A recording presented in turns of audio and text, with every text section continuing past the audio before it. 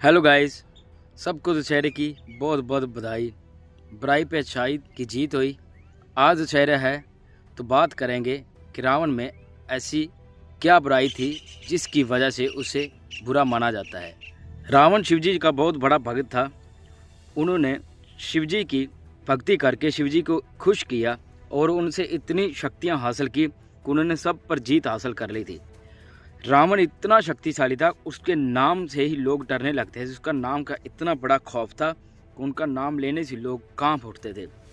फिर भी उन्होंने ऐसा क्या पाप किया था जिनकी वजह से उनकी मौत हुई और उनको श्री राम जी के हाथों मरना पड़ा। तो सतगुरु ने कई बार वचन किए हुए हैं। सतगुरु ने कई बार फरमाया, आप सबने सुना होगा कि रावण इतना शक्तिशाली था, इतना पावरफुल था कि उसके पास सब कुछ था। ऐसी कोई चीज़ नहीं थी जो उनके पास नहीं थी। वो ऐसी कोई चीज़ के लिए वो तरसता नहीं था, हर चीज़ उनके पास था। मतलब आज के टाइम में कोई सोच नहीं सकता उनके पास कितना कुछ था। फिर भी उन्होंने ऐसी कौन सी गलती की थी जिनकी वजह से उनको मृत्यु का मुंह देखना पड़ा। लेकिन सतगुरु ये भी फरमाते हैं कि उनका ये सारा एक कारण था, एक रीजन बना था, एक कोई वजह बने थे, क्योंकि उनका एक श्री राम के हाथों, भगवान के हाथों ही उद्धार होना था और उनकी मृत्यु ही भगवान के हाथों लिखी हुई थी कि किसी आम इंसान से नहीं। श्री राम जी ने आकर खुद उनका वध किया। पहले हम बात ये करेंगे कि उनको ऐसी सज़ा क्यों मिली, उसने कौन सा इतना बड़ा पाप किया जो उनको मारने के लिए खुद भगवान का अवतार लेना पड़ा, भगवान ने आकर उनका वध किया। तो आज बात करेंगे रावण ने पर स्त्री पर, किसी दूसरी की धर्म पत्नी पर अपनी गंदी आंख रखी थी। तो उन्होंने ये बहुत बड़ा धर्म है, बहुत बड़ा पाप है, इसलिए उनको इतनी बड़ी सज़ा मिली और उनका वध करना पड़ा श्री राम जी को। तो सोचने वाली बात है, जिन्होंने इतनी भक्ति की, शिव जी को खुश किया, उनसे खुश होकर, उनको खुश करके उन्होंने इतनी शक्तियाँ हासिल की। इतना पावरफुल होने के बावजूद भी, इतनी भक्ति करने के बावजूद भी, जब वो ऐसे पाप करने से नहीं बच पाए, पाप करने के बाद उनको मृत्यु का मुंह देखना पड़ा, तो हम क्या चीज़ है। कहना मैं ये चाहता हूँ कि जिस बंदे ने इतनी भक्ति की है, रावण बहुत बड़ा भक्त था शिव जी का, उसने बहुत भक्ति की थी, पता नहीं कितने सालों उन्होंने लगाए थे। तो सोच कर देखो जरा, जब हम ऐसी कोई गलती करेंगे, पर स्त्री पर, किसी दूसरी स्त्री पर हम अपनी गंदी आँख रखेंगे, या किसी की पत्नी पर जो हमारे माँ समान होती है, तो ये बहुत बड़ा एक पाप है, बहुत बड़ा एक धर्म है। तो ऐसी जब गलती हम करेंगे तो हम भी नहीं बच पाएंगे। और इसीलिए सतगुरु वचन करते हैं कि दृढ़ विश्वास और तीनों वचनों के पक्के। जब तीनों वचनों के पक्के होगा, दृढ़ विश्वास होगा, तो मालिक के रहम से, उनसे हाथों से कोई गलत कार्य नहीं होगा। तो ये ऐसी गलती है, पर नारी पर या पर मर्द पर गंदी निगाह रखना, जो उनके साथ गलत संबंध बनाना, तो ये सारे जितनी जिंदगी के पुण्य सारे एक तरफ कर दो। एक ऐसी गलती करो तो जितने पुण्य किए बिल्कुल जीरो हो जाएंगे। मतलब जो भक्ति है सारे उनमें कट जाएंगे। तो ये ऐसी भक्ति है, अगर ऐसी हम गलती करते हैं तो हमें इनकी भी बहुत बड़ी आने वाले टाइम में सज़ा मिलेगी। तो ये बात ये है कि पर नारी पर कभी भी गलत निगाह नहीं रखनी चाहिए। हमेशा हर एक को बहन के समान, माँ के समान, जो छोटे अपने बच्चों के समान सभी को देखना चाहिए। तो हर जगह पे मुंह मारना, हर स्त्री को गलत निगाह से देखना, तो बहुत बड़ा पाप है। उनके साथ जब हम गलत काम कर लेते हैं उससे बड़ा पाप है। तो इसीलिए मालिक वचन करते हैं कि दृढ़ विश्वास रखो, तीनों वचनों के पक्के रहो, तो आपको अंदर बार की खुशियाँ मिलती रहेंगी। तो मन में ऐसा कभी ख्याल भी नहीं कि आता है किसी के लिए, तो भक्ति सिमरन करो, सब दूर हो जाएगा।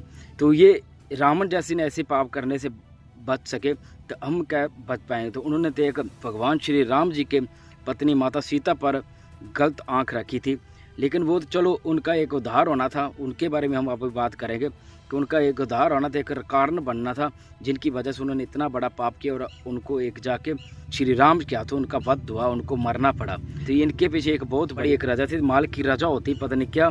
तो ये सब सतगुरु ही जानता है कि ये इनकी क्या रजा होती है और क्यों ऐसा काम करते हैं। अब बात करेंगे रावण का भगवान के साथ क्या रिश्ता है, तो इसके बारे में आज मैं थोड़ा सा आपको एक्सप्लेन करना चाहता हूँ। जिनको पता होगा बहुत खुशी की बात, जिनको नहीं पता उनको आज मैं थोड़ा सा इसके बारे में बताना चाहता हूँ। तो एक टाइम की बात है जब भगवान श्री राम जी के अवतार श्री विष्णु जी, भगवान श्री विष्णु जी विश्राम कर रहे थे। तो इनकी जो रावण जी थे, इनकी ड्यूटी लगी थी बाहर, वो विश्राम कर रहे थे, बाहर गेट मैन थे ये। तो आज की लैंग्वेज में आपसे बात कर रहा हूँ। तो कुछ कोई ऋषि थे, तो उन्होंने आकर भगवान विष्णु जी से मुलाकात करनी थी, उनसे मिलना था। तो रावण जी ड्यूटी दे रहे थे, और रावण जी जब ड्यूटी दे रहे थे, बहुत बड़े उनके भक्त थे। तो उनके मन में ये था, उनके अंदर श्रद्धा ये थी कि भगवान विष्णु जी विश्राम कर रहे हैं, तो मैं नहीं चाहता इनको कोई डिस्टर्ब करे। तो उन्होंने पक्की उधर अपनी ड्यूटी लगा ली। तो उधर ऋषि जी आए, कई ऋषि थे, उन्होंने मिलना था भगवान विष्णु जी से। तो उन्होंने जब उनसे मिलने की बात की, तो रावण जी बोले कि नहीं, तुम अभी नहीं मिल सकते, अभी वो विश्राम कर रहे हैं, जब विश्राम करके बाहर आएंगे तो आप तभी मिल सकते हो। तो ऋषियों ने काफ़ी उनसे बात की, जैसे एक दूसरे से बहस होती कि हमने अभी मिलना, हमारा जरूरी है या कुछ भी ऐसा हुई थी। तो रावण जी उनके बहुत बड़े भक्त थे, तो वो नहीं चाहते थे कि भगवान विष्णु जी को कोई इस वक्त कोई डिस्टर्ब करे, उनकी नींद में या उनके विश्राम में कोई बाधा डाले। तो उन्होंने, ऋषि होते हैं थोड़ा सा गुस्सेल वाले होते हैं, गुस्से वाले होते हैं। तो उन्होंने गुस्से में आकर रावण जी को श्राप दे दिया कि हम आपको श्राप देते हैं कि आप भी भगवान विष्णु जी के विभोग से आपके एक दिन तड़पोगे, उनकी मुलाकात के लिए, उनके विछोड़े में आप रोगे, तड़पोगे एक दिन। तो उन्होंने बहुत बड़ा ऐसा श्राप दे दिया कि तुम उनकी झलक पाने के लिए तड़पोगे। तो ये बात सुनकर, ये श्राप सुनकर राम जी की रूह कांप गई और रोने लगे। काफ़ी उनका भगवान विष्णु जी के साथ बहुत बड़ा प्रेम था, तो वो रोने लगे। तो वो जब ये बातें इतना खुश हो गए, तो जब भगवान विष्णु जी बाहर आए, तो उन्होंने रावण जी से मुलाकात की और रावण जी से बोले कि क्या आप इतने, आपकी ये दशा कैसे हो, इतना आप दुखी क्यों हो। तो उन्होंने सारा कारण बताया, कैसे ऐसे करके ऋषि जी आए और उनके साथ मेरा ये हुआ, तो उन्होंने मेरे ये श्राप दे दिया। तो भगवान विष्णु जी ने बोला कि ऋषि अब आपको श्राप दिया, तो वो तो आपको भुगतना ही पड़ेगा।